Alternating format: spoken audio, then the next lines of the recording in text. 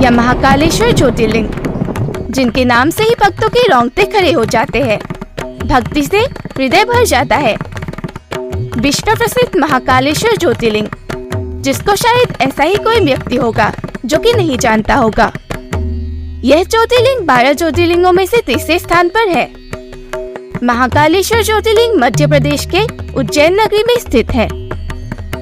आज हम जानेंगे उज्जैन महाकालेश्वर ज्योतिर्लिंग की उत्पत्ति की पूरी कहानी और वहाँ की रोचक बातें। तो चलिए पहले यह जानते हैं कि इस ज्योतिर्लिंग की उत्पत्ति कैसे हुई। प्राचीन काल में उज्जैन नगरी में महाराज चंद्रसेन नामक एक राजा रहते थे, जो महादेव के परम भक्त थे। महाराज चंद्रसेन अपनी प्रजा के साथ हमेशा महादेव की पूजा अर्चना किया करते थे। परंतु एक बार दुष्यंत नामक एक दुष्ट राक्षस ने उज्जैन नगरी में अपना आतंक फैलाना शुरू कर दिया।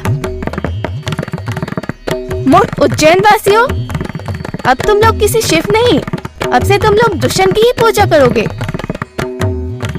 दुष्ट राक्षस, महादेव कालों की भी काल है, वो हमारी रक्षा करने अवश्य ही आएंगे। कोई महादेव, कोई भगवान नहीं आने वाले, अब से तुम लोग मेरी ही पूजा करोगे, वरना मारे जाओगे। महादेव, महादेव, हमारी रक्षा कीजिए, इस दुष्ट राक्षस का अंत कीजिए प्रभु। और सभी लोगों ने महादेव की स्तुति और उनका आह्वान किया। तब महादेव उनकी भक्ति से प्रसन्न हुए और उन्होंने अपना रौद्र अवतार महाकाल रूप धारण किया और वहां धरती चीरकर प्रकट हो गए।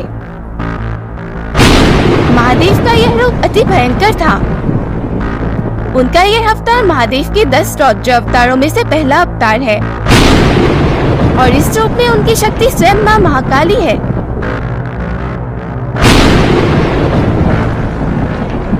तब भगवान महाकाल अति क्रोधित होकर दुष्यंत के सामने प्रकट हो गए और उनके एक ओंकार से ही दुष्यंत भस्म हो गया।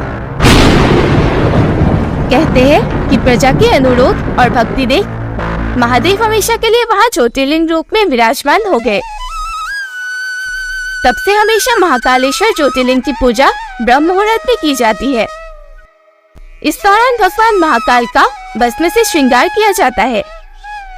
उज्जैन महाकाल की भस्म आरती, जो कि पूरे विश्व में बहुत ही प्रसिद्ध है। माना जाता है कि भस्म आरती देखे बिना महाकालेश्वर के दर्शन अधूरे रहते हैं। महाभारत पुराणों आदि में महाकालेश्वर ज्योतिर्लिंग का मनोहर वर्णन मिलता है। उज्जैन के महाकालेश्वर मंदिर के परिसर में कई देवी देवताओं के मंदिर है। मंदिर में एक प्राचीन काल का कुंड है, जहाँ स्नान करने पर लोगों को उनके पापों से मुक्ति मिल जाती है। महाकालेश्वर मंदिर 3 खंडों में विभाजित है। ऊपर के हिस्से में भगवान नागचंद्रेश्वर है, बीच वाले हिस्से में भगवान ओमकारेश्वर है और नीचे वाले हिस्से में स्वयं भगवान महाकालेश्वर है। भगवान महाकालेश्वर के गर्भगृह में माँ पार्वती, भगवान गणेश और भगवान कार्तिकेय की मूर्तियों के दर्शन किए जा सकते हैं। राजा को नहीं थी उज्जैन में ठहरने की इजाजत। उज्जैन के राजा स्वयं महाकाल है और प्राचीन काल से यहाँ के बारे में कथा प्रचलित है, जो आज भी सच है। पहले किसी भी राजा महाराजा को महाकाल की नगरी में ठहरने की इजाजत नहीं थी और आज भी कोई प्रधानमंत्री या मुख्यमंत्री वहाँ रात के समय नहीं रुकते। ऐसा इसलिए क्योंकि कहा जाता है कि सदियों पहले कोई भी राजा वहाँ एक रात भी गुजार ले तो उसे अपना राज्य सिंहासन गंवाना पड़ता था। आज भी उज्जैन के राजा महाकाल भगवान ही है। इसके अलावा हर 12 साल में उज्जैन में कुंभ मेला का भी आयोजन बड़ी ही धूमधाम से किया जाता है। महादेव के इस महाकाल रूप का वर्णन शिव पुराण में विस्तार से मिलता है। तो यह थी उज्जैन के महाकालेश्वर ज्योतिर्लिंग और कालों के काल महाकाल की कथा। अगर कहानी पसंद आई तो वीडियो को लाइक, शेयर और चैनल को सब्सक्राइब करना ना भूलें। मिलते हैं अगले एपिसोड में चौथे ज्योतिर्लिंग की कहानी के साथ। हर हर महादेव।